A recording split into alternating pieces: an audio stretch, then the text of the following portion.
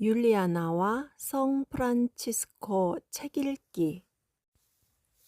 성 보나벤투라 전기문학 선집, 성 프란치스코 대전기, 기적모음 소전기, 바뇨레조의 성 보나벤투라 지음, 한규희 옮김, 도서출판 자금.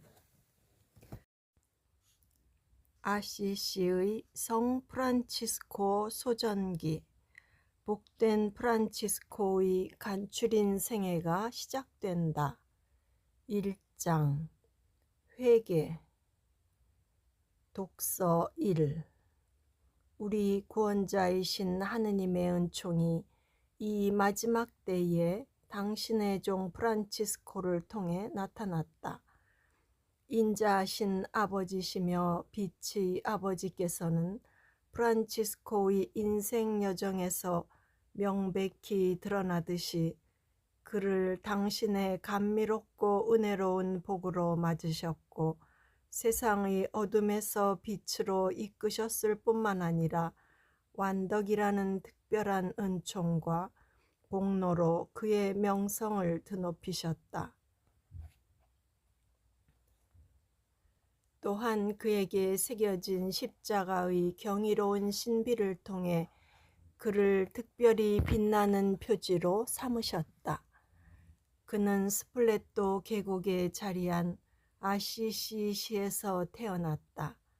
처음에는 어머니에 의해 요한이라 불렸지만 훗날 아버지에 의해 프란치스코라 불리게 되었다. 그는 분명 아버지가 지어준 이름을 계속 사용하였지만 어머니로부터 받은 이름이 지닌 의미를 잊지 않았다.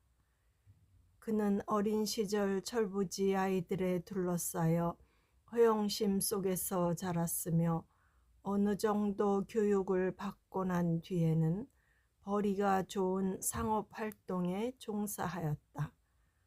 하지만 하느님의 도우심과 보호하심으로 방탕한 젊은이들과 어울리면서도 육신의 충동적인 본능을 쫓지 않았고 돈벌이의 혈안이 된 상인들 속에 있으면서도 돈과 재물에 자신의 희망을 두지 않았다. 독서 2. 주님께서는 청년 프란치스코의 마음속에 가난한 사람에 대한 온화함과 깊은 동정심을 불어넣어 주셨다. 어려서부터 그와 함께 자라난 이러한 마음은 그의 마음을 선으로 가득 채웠고 하느님의 사랑으로 청하는 모든 사람에게 그들이 청한 것을 내어주기로 결심하였다. 그는 이미 복음 말씀에 귀 기울이는 사람이었다. 한창 젊을 때 그는 하느님의 사랑으로 자신에게 어떤 것을 청하는 사람들에게 내어줄 것이 있다면 결코 거절의 말을 하지 않겠다고 주님께 굳게 맹세하였다. 그리고 이 고결한 맹세를 지키는 것을 죽을 때까지 멈추지 않았기 때문에 은총과 하느님에 대한 사랑이 더욱더 풍성하게 자라났다. 그러나 늘 그의 마음속에 하느님 사랑에 대한 생생한 불꽃이 타오르고 있긴 하였지만 그는 아직 어렸고 세상 일에 빠져 있었기에 주님의 손이 그에게 내려 오랜 병고로 육신을 정화시키고 성령의 도유로 영혼을 비추어 주실 때까지 하느님 말씀의 신비를 깨닫지 못하였다. 독서 3. 프란치스코는 정신을 차리고 육체의 힘을 되찾은 다음 우연히 귀족 출신이지만 가진 것 없는 가난한 기사를 만났다. 그는 자애롭고 가난한 임금이신 그리스도를 떠올리며 이 사람에게 깊은 연민을 느꼈다. 그래서 즉시 자신이 입고 있던 새로 산 좋은 옷을 벗어주고 다른 옷을 입었다. 그날 밤 잠들었을 때 하느님께서는 가난한 기사를 도와주었던 사랑 때문에 십자가 무늬가 새겨진 무기들이 있는 크고 화려한 궁전의 환시를 그에게 보여주셨고, 그리스도의 십자가의 기치를 굳세게 들어 올린다면 그가 본 모든 것이 그와 그의 동료들의 것이 될 것이라고 약속하며 그에게 보증하셨다. 그때부터 그는 상점과 사람들의 번잡함을 피해 눈물로 참회하기 좋은 인적이 드문 곳을 찾았다. 그곳에서 말로 다 할 수 없이 탄식하며 주님께 완덕에 이르는 길을 자신에게 보여달라고 청하는 길고 끈질긴 기도 끝에 자신의 바람대로 이루어지기에 합당한 사람이 되었다. 독서 4. 어느 날 그렇게 세속을 벗어나 기도하고 있을 때 예수 그리스도께서 십자가에 못 박히신 모습으로 프란치스코에게 나타나셨다. 그때 마음속에서 이러한 복음 말씀이 그에게 들려왔다. 누구든지 내 뒤를 따라오려면 자신을 버리고 제 십자가를 지고 나를 따라야 한다. 이 말씀은 너무나 효과적이어서 마음속 깊이 그를 사랑의 불로 고양시켰고 연민의 괴로움으로 가득 채웠다. 또한 이 환시를 보았을 때 그는 영혼이 녹아내리는 것을 느꼈고 그리스도의 순환에 대한 기억이 그의 마음속 가장 깊은 곳에 새겨졌다. 그래서 내적으로는 십자가에 못 박히신 그리스도의 상처를 영혼의 눈으로 끊임없이 바라보았고 외적으로는 눈물과 한숨을 잘 참아냈다. 그는 그리스도의 사랑에 비하면 제 집의 온 재산도 아무것도 아닌 것으로 여기며 경멸하게 되었기 때문에 숨겨진 보물과 빛나는 값진 진주를 하나 발견한 것처럼 느꼈다. 그것을 차지하고자 하는 열망에 사로잡혀 가진 것을 모두 처분하고 하느님의 거래 방식에 따라 세속적인 행동들을 복음이 언급하는 행동들로 변화시키기로 결심하였다. 독서 5. 한 번은 들에 묵상하러 나갔다가 너무 오래되어 다 허물어져가는 성 다미아노에게 봉헌된 성당 곁을 지나가게 되었을 때 프란치스코는 성령에 이끌려 기도하러 들어갔다. 그는 십자가에 못 박히신 예수님 상 앞에 엎드려 기도하는 가운데 영혼이 감미로운 위로로 충만해지는 것을 느꼈다. 그리고 눈물이 가득 고인 눈으로 주님의 십자가를 바라보았을 때 놀랍게도 십자가에서 3번 그에게 말하는 목소리를 육신의 귀로 들었다. 프란치스코야, 가서 내가 보듯이 무너져가는 나의 집을 고쳐라. 이 놀라운 목소리의 경이로운 권고를 듣고 하느님의 사람은 처음에는 겁을 먹었지만 곧 기쁨과 놀라움으로 가득 차 서둘러 일어나 실제 성당 건물을 수리하는 일을 끝마치기 위해 온 힘을 다 기울였다. 그러나 성령께서 그에게 가르쳐 주셨고 훗날 그 자신이 직접 동료들에게 말하였듯이 이 목소리가 본래 의도한 것은 그리스도께서 그의 피로 값을 치르고 얻으신 교회를 말하는 것이었다. 독서 6.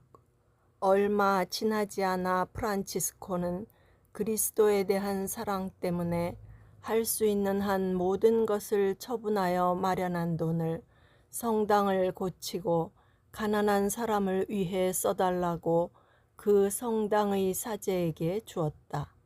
그리고 얼마 동안 그와 함께 지내게 해달라고 간청하였다. 이에 그 사제는 머무는 것은 허락하였지만 그의 부모가 두려워 돈을 받는 것은 거절하였다. 그래서 부유함을 철저히 경멸하게 된 그는 돈 뭉치를 창문턱에 던져버리고는 그것이 마치 더러운 먼지인 것처럼 여기며 멸시하였다. 프란치스코는 이 모든 일 때문에 자신의 아버지가 크게 화가 났다는 것을 알아차리고 진노의 날을 모면하고자 며칠 동안 숨겨진 토굴에 숨어 지내며 단식하고 기도하며 울었다. 마침내 그는 특별한 영적 기쁨으로 가득 차 높은 데에서 오는 힘을 입고 자신 있게 밖으로 나와 주저없이 도시로 들어갔다.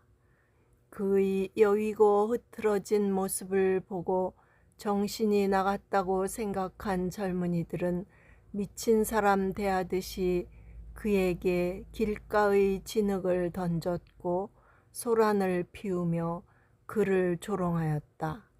그러나 주님의 종은 어떠한 모욕에도 전혀 기죽거나 화내지 않고 귀머거리가 된 것처럼 그 모든 것을 받아 넘겼다. 독서 7.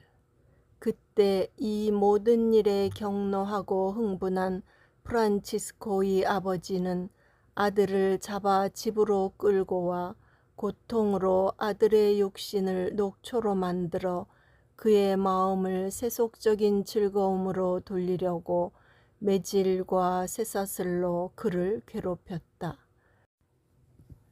결국 그의 아버지는 경험을 통해 주님의 종이 그리스도를 위해 어떠한 어려움도 견뎌낼 준비가 되어 있다는 것을 깨달았다. 그리고 그를 설득할 수 없다는 것을 분명하게 확인하고서는 그 도시의 주교에게 데려가 주교의 손안에서 아버지의 재산에 대한 상속권을 포기하도록 강요하기 시작하였다.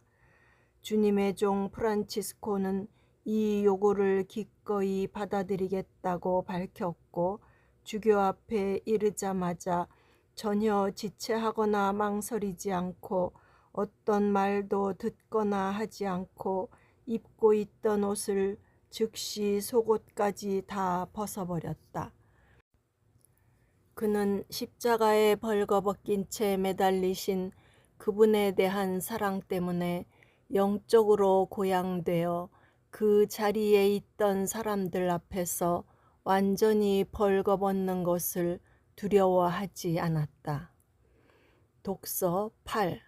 세상을 업신여기게 된 이 사람은 세속적인 욕망의 굴레에서 해방되어 그 도시를 떠났다.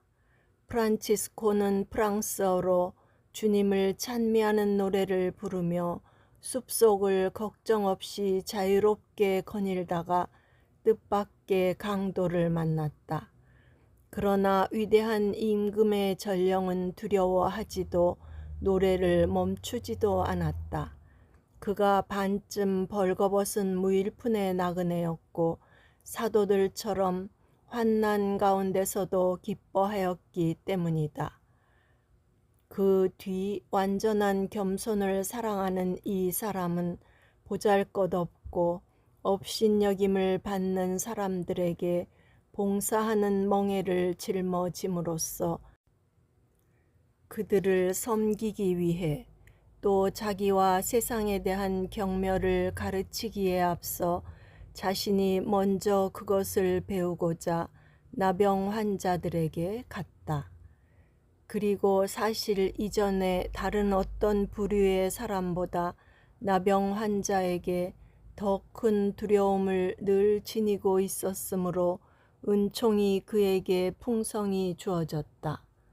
그는 깊은 겸손으로 나병 환자를 돌보는 일에 전념하였다. 그들의 발을 씻겨주고 상처를 싸매 주었으며 썩은 부위를 도려내고 고름을 짜냈다.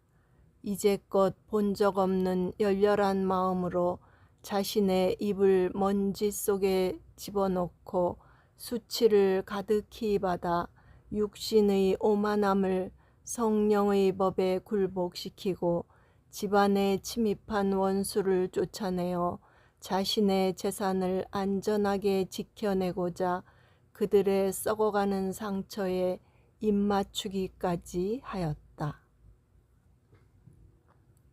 독서 9. 이제 그리스도의 겸손 안에 서서 가난 안에서 부유해진 프란치스코는 비록 아무것도 가진 것이 없었지만 십자가에서 그에게 주어진 명령에 따라 서둘러 성당을 고치기 시작하였다.